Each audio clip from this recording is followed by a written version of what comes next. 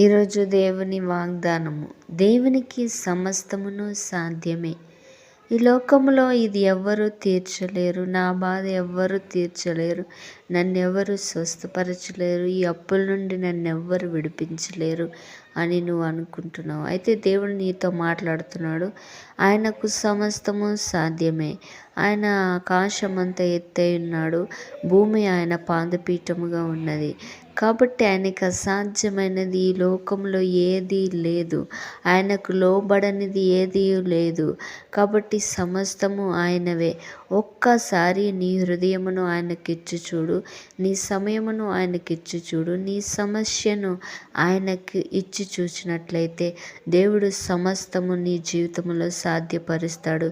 నీవు అసాధ్యం అనుకున్న కార్యములను నీ జీవితంలో ఆయన నెరవేరుస్తాడు. దేవుడు ఈ వాగ్దానము మీ జీవితంలో, మీ కుటుంబం